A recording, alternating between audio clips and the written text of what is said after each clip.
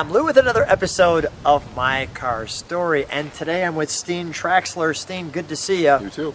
Now this car is freshly restored. It is freshly restored. And this one looks, in my opinion, almost showroom new. So one of the cars that I remember back in the neighborhood, we had one. It was blue with orange, but this one's orange with blue. What do we have here today? This is a 1978 Mustang 2 King Cobra. The King Cobra, not the Prince, the King. That's right. So let's take no further time in sharing the freshly restored car. I actually came up for this one. We're up in Wisconsin, having a wonderful day, as you can see. And I'll just let you take that in for a moment. Cobra 2s were definitely awesome. It was a one-year-only car. They decided to put this different chin spoiler on it to make it the King Cobra. Yep. Yeah, so King Cobras have that big chin spoiler on them, and they also have the rear wheel spats or wheel flares. And they never to be forgotten. The King Cobra on the hood. Yeah, so obviously this was Ford's answer at the time to the Bandits. The Trans Am. The Trans Am. Everybody knows Smokey and the Bandit, but not everybody remembers this one. And this is not too easy to find. No. We're going to take a deeper... Let me just, because I got the sun on it, just look at that. That screams 1978. There you go. I'm mad. There's probably some people that had suits that were similar to that, or at least some leisure pants. Yeah. A little staying alive back then. Let me show that center cap too. Yeah, that would be the King Cobra. Now, your brother Stark does some of the building of the cars. Yep. Talk about interesting pinstriping too. Look at how this goes around, meets, and goes down the top. Yeah. Go ahead. I do all the pinstriping on the car, and I had restored another one of these a couple of years ago, and after doing that one, I said I'll never do another one because it took me several weeks to do the pinstriping. And sure enough, I had sold that car a few years back, and then just got the bug, had buyer's remorse, and had to do another one. The one thing I was not looking forward to doing was the pinstriping, because it is crazy. And this is a factory piece. Absolutely. Right there. Yeah, that's a factory NOS. Single exhaust tip. Yep. So, can we show them a little? While we're doing that, I just want to share this real quick. This was back in the time frame in a dealership. While we're doing that, we'll open up the back end for you. Then there was the Mustang 2. Matter of fact, Steen, we just videoed one that looks exactly like that, called the Rally Appearance Package. That's a Survivor with 30,000 plus miles on it. America's traditional best-selling Better Idea subcompact, the Pinto. Well, that's up for grabs. But let's take a look at our King Cobra. And this one brings back such wonderful memories of the neighborhood that I grew up with someone actually in the neighborhood. The Elliots had a King Cobra. Very cool.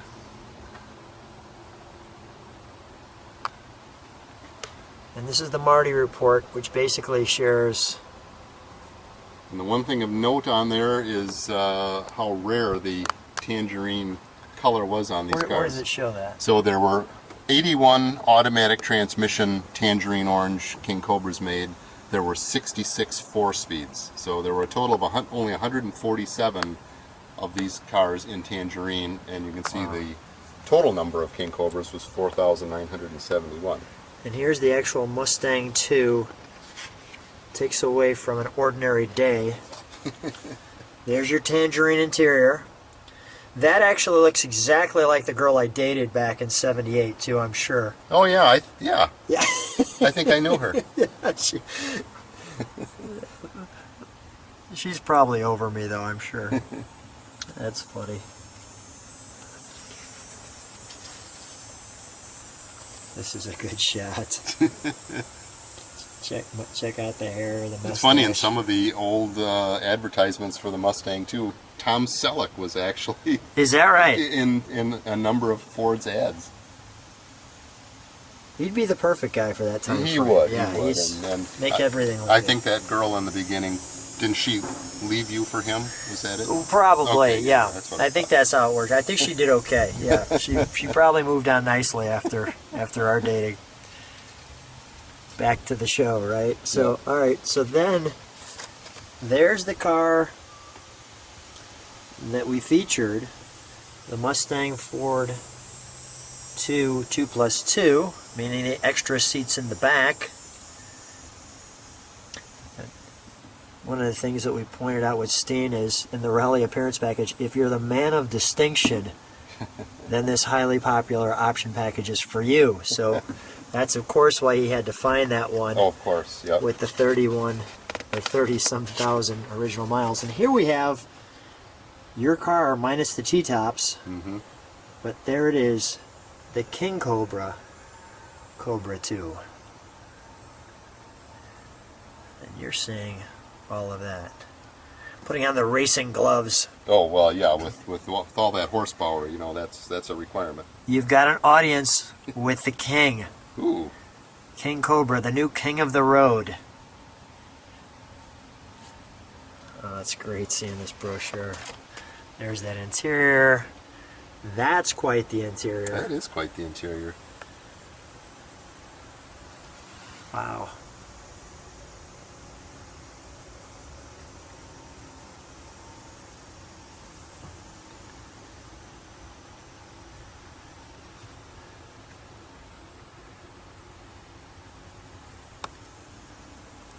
That's actually in the rally package. This one you're seeing in the car we're featuring.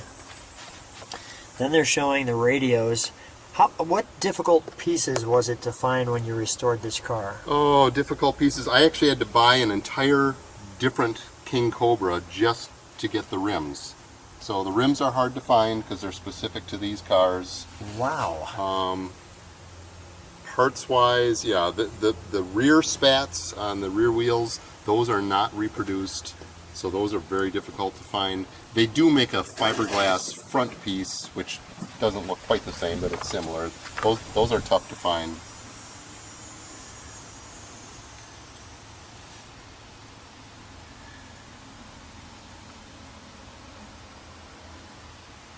Just great. All right, we'll close that. All right. The unleaded fuel sticker right on the paint. right on the paint. May I? Oh, absolutely.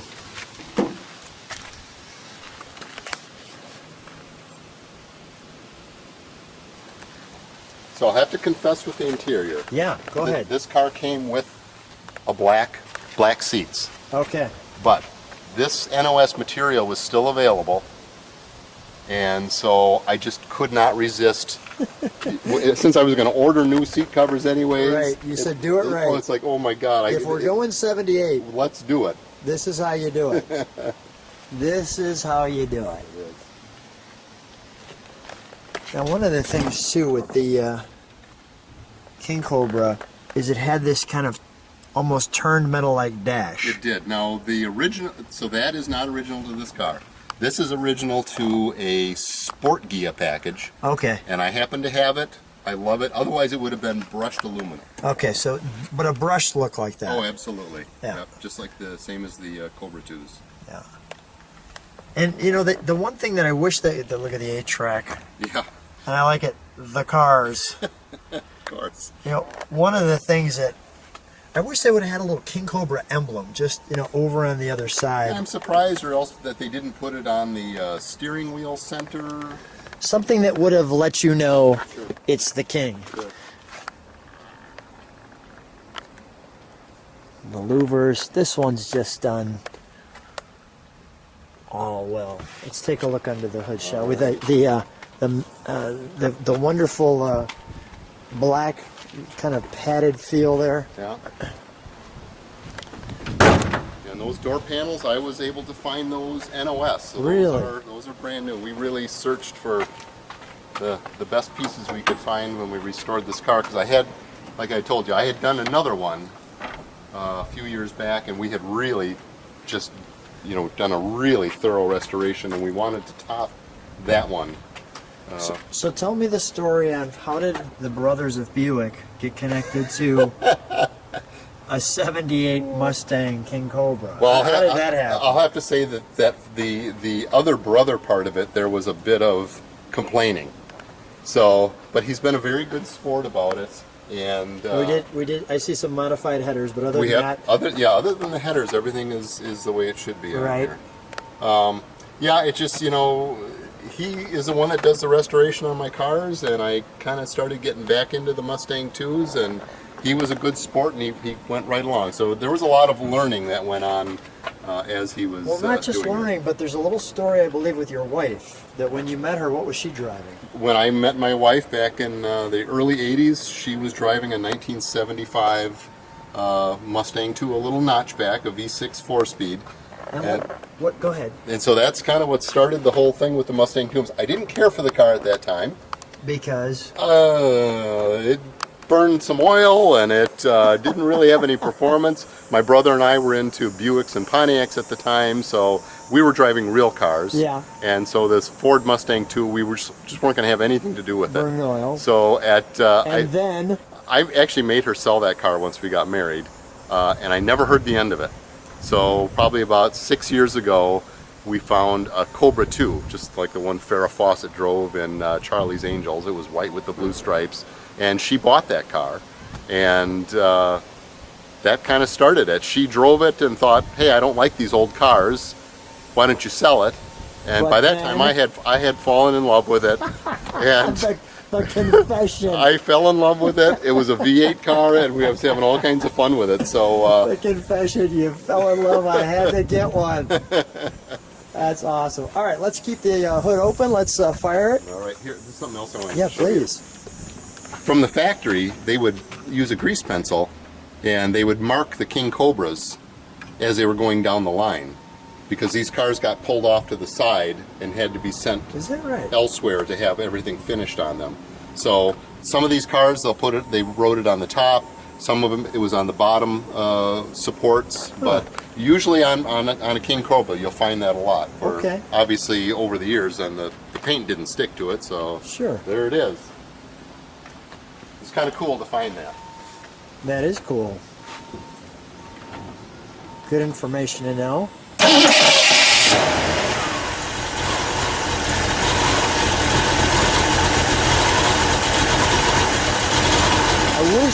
I wish in the King Cobra, not that it's a terrible thing, but I wish they would have put a four barrel on. Oh, you know what? Ford never put a 4-barrel on any of their cars that were V8s. Okay. You could only get 2 barrels. Through a lot of the 70s. That must have been an emissions thing. Yeah. I think that would have given it an edge with the Trans Am. It would have. Let's step on the tail lights or the brakes for just a moment, please. Wonderful. Let's give it a rev, shall we? Nice. I think, Steen, we have to take the car for a little ride. Let's give it a little ride. That sounds like fun. All right, thanks. As we start this up, do me one favor. Open the door for just a minute. I want people to hear that noise. the noise. Oh, that's so 70s and so annoying. Yeah, there's no question. You'd never lose your keys in the 70s. That's for sure. No. Yeah, that was just a nasty noise. Okay, let's take her for a ride. Always enjoyed that, looking back on that scoop. They did that so well. It made you feel like you were driving a performance car, even though you, from the factory, had 139 horsepower. And it was a faux scoop, but regardless, we didn't care. That just was the top banana. Sure. And I have to tell you, even now, driving in the King Cobra, it felt great. Yeah, these were very different cars than I was used to driving back in the day because, like I said, we drove Buicks and Pontiacs. This must have felt like a sport tune. It did. It really felt like you were driving a go-kart. So. Got a little open road here. Let's get it up to the legal speed limit, shall we? Nice. That's all 139 horsepower barking at us. Well, you know, it's funny, when you rebuild the engines on these things, sure, you can't even only get 139 horse out of them anymore. Right. When you rebuild them, you know, this probably has more like 250 to 300 horse. Okay. Well, you've got the headers on it too. Right, right. And it's just, how they even got that little amount of horsepower is hard to even imagine. Well, they over-choked it out with emissions. Yeah, yeah. How do you like driving this one? I enjoy this car a lot. It's, you know, it's obviously, as far as, you know, it doesn't have a big car ride or anything, but it handles nice. You know, having a car that's a little bit smaller, it's fun to drive it around, and this car in particular gets a lot of ridiculous looks just because it's pretty out there. You know, it's a pretty loud car as far as the color and the graphics go. And people have got to be saying, what is that? I get that so much. It's like, what, you know, which is fun because, you know, for so many times these cars just didn't get any respect. Let this guy go by me here. Okay. And, you know, and now people are, you know, they're very interested in these cars just because you just don't see them. No. Well, you didn't even see them in '78.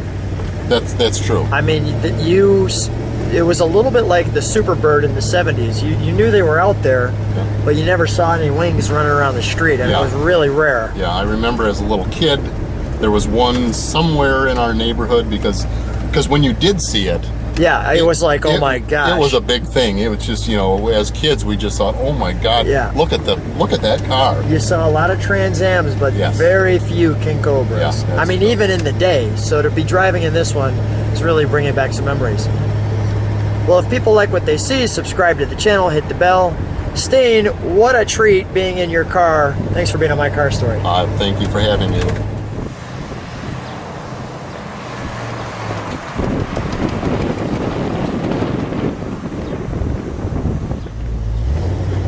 Back in the day, back in '78, here we are in the King Cobra.